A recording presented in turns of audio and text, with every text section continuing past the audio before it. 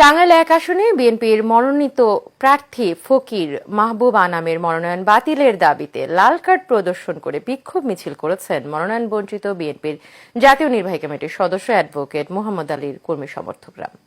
টাঙ্গাইল ময়মনসিংহ আঞ্চলিক মহাসড়কের মধুপুর পৌর শহরের অ্যাডভোকেট মোহাম্মদ আলীর কার্যালয় থেকে বিক্ষোভ মিছিল শুরু হয়। এরপর পৌর শহরের প্রধান প্রধান সড়ক প্রদক্ষিণ করে পুনরায় একই স্থানে এসে মিছিলটি সমাপ্ত করে এবং সেখানেই তার নেতাকর্মী এবং সমর্থকরা বক্তব্য রাখেন। এতে ধনবাড়ী উপজেলা বিএনপির সাবেক সভাপতি অধ্যাপক রেজাউল হক, মধুপুর বিএনপির সাবেক সাংগঠনিক সম্পাদক আসাদ সরকার, যুবদল নেতা মনির সরকার, রুবেল আব্দুল হক প্রমুখ উপস্থিত ছিলেন।